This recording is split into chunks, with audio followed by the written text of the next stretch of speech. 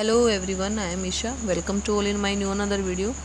Now we start part 4th of question number 5 of exercise 2.3 chapter 2 polynomials class 9. So part 4 में हमें दिया हुआ है 2y cube plus Y square minus 2y minus 1. तो यहाँ पर देखिए क्या करेंगे हम, हमारे पास एक अलग से मेथड है ये क्वेश्चन करने के लिए, और ये मेथड कुछ ही पॉलिनोमियल्स पे लगता है, सभी पे यूज़ नहीं होता. तो मैं आपको दोनों मेथड बताऊंगी इसको करने के लिए, राइट. सो फर्स्ट मेथड वही है जो हमने लास्ट जो पार्ट्स हैं उनमें किया है कि 1 जो है उसका लास्ट वाली जो हमारी कांस्टेंट वैल्यू है, इसका फैक्टर क्या होगा, 1 है तो प्लस माइनस या 1 ही होगा, इसका फैक्टर प्लस माइनस 1 एक ही यही होगा. तो हम रखेंगे कि let y plus 1 is a factor of px. इस पोलिनोमियल का y प्लस 1 जो है फैक्टर है, तो y plus 1 is 1 equal 0 and y is equal minus 1. तो माइनस 1 को हम यहाँ रखेंगे इस पोलिनोमियल में. तो 2 into minus 1 cube plus minus 1 square minus 2 into minus 1 and plus 1, ये आ जाएगा. जहाँ हमारा y था वहाँ हमने माइनस 1 रखा है. तो 2 into minus 1 cube is minus 1 plus minus 1 square is plus 1 plus minus is minus minus is plus and 2 1 जा इज़ 2 एंड प्लस 1. ये हमारा आ जाएगा 2 1 जा 2 and plus minus is minus and plus 1 and plus 2 and plus 1. समझ में आ गया. ये हमारा माइनस में था, माइनस 1 यहाँ माइनस है तो ये माइनस में है. तो ये है minus 2 and plus 2 is cancel out हो गया, plus 1 and minus 1 is cancel out हो गया. तो रिमाइंडर क्या आया हमारा 0. तो रिमाइंडर 0 आया है, इसका मतलब ये इसका फैक्टर है. तो नेक्स्ट जो स्टेप है वो हमारा क्या है, हम इसको डिवाइड करेंगे हम इसको y प्लस 1 से. y प्लस 1 से डिवाइड करने के लिए हम यहाँ पर 2y क्यूब चाहिए है, तो इसको हम मल्टीप्लाई करेंगे 2y स्क्वेयर से. 2y स्क्वेयर से मल्टीप्लाई करेंगे तो ये आएगा हमारा 2y क्यूब. 1 को करेंगे तो ये आएगा हमारा 2y स्क्वेयर. ये माइनस माइनस कैंसिल आउट हो गया. ये प्लस 1 है, ये minus 2, plus 1 and minus 1 is minus 1, और माइनस 1 मतलब y square minus 2y and minus 1. यहाँ पर हमारा माइनस वाई स्क्वायर लेके आने के लिए इसको किससे मल्टीप्लाई करेंगे हम, माइनस वाई से. तो माइनस वाई से किया तो ये आ जाएगा माइनस वाई स्क्वायर, यहाँ पर किया तो ये आ जाएगा minus Y plus plus minus 2 plus 1, minus 2 plus 1 is minus 1 मतलब माइनस वाई एंड माइनस 1. ये दोनों पॉजिटिव हैं, ये दोनों नेगेटिव हैं, तो नेगेटिव लेके आने के लिए को नेगेटिव 1 मतलब माइनस 1 से मल्टीप्लाई करना पड़ेगा. दोनों के साइन जो है माइनस में हो जाएंगे और ये कैंसिल आउट हो गया, और यहाँ रिमाइंडर क्या आया 0. तो इस पोलिनोमियल के दो फैक्टर हमारे आए हैं, y plus 1 into 2y square minus Y and minus 1. ये दो हमारे फैक्टर आए हैं. ये क्वाड्रेटिक टर्म हमारी पोलिनोमियल आ गई. इसको हम क्या करेंगे, इसके फैक्टर करेंगे. तो फैक्टर करेंगे इसके 2y square minus Y and minus 1.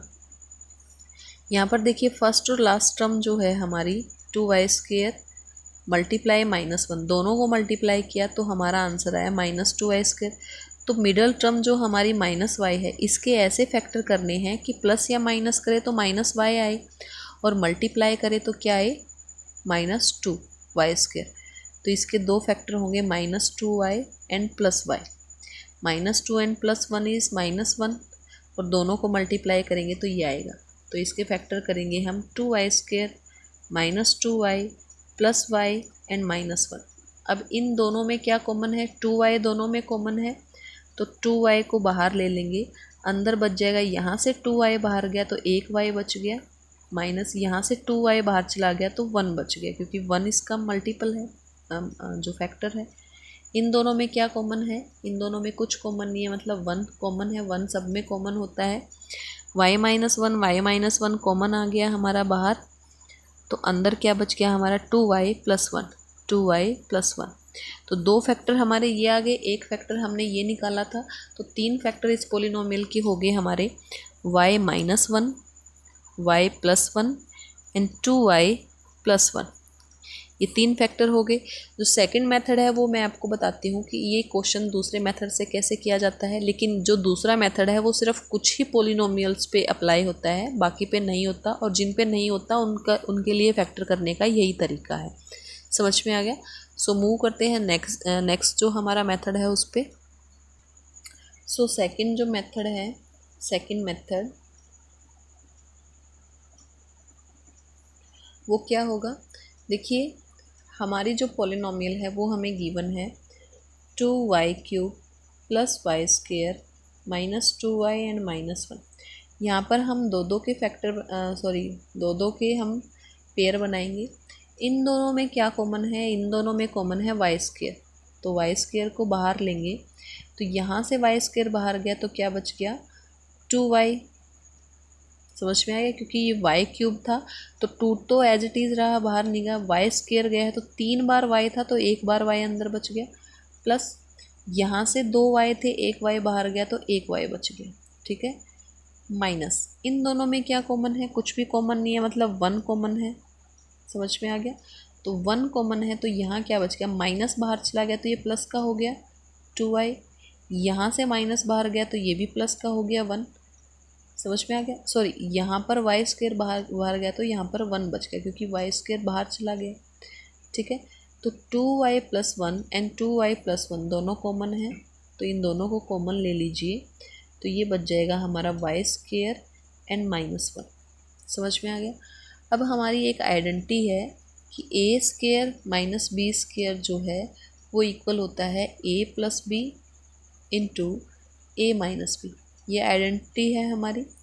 तो देखिए 2y+1 और दूसरा है हमारा y² -1।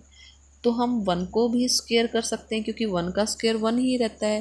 तो ये हमारी आइडेंटिटी बन गई कि a² - b²। तो इसको हम लिख सकते हैं 2y+1। इसको हम लिख सकते हैं a² - b² को हम लिख सकते हैं a+1 into a-1, a+1 and a-1। Right, समझ में आ गया? तो ये तीनों हमारे फैक्टर हो गए इस पोलिनोमियल के। राइट, सो जिस पोलिनोमियल पे ये वाला मेथड अप्लाई हो रहा है, आपको दिख रहा है कि इस तरीके से हो सकता है, तो हम इसी तरीके से करेंगे, अदरवाइज़ वो पहले वाला मेथड है ही हमारा। इसी के साथ हमारी ये एक्सरसाइज जो है इस क्वेश्चन के साथ कंप्लीट हो जाती है। सो आई थिंक एक्सरसाइज 2.3 सबको क्लियर हो गई होगी न्यू NCERT सिलेबस के according. So thank you for watching.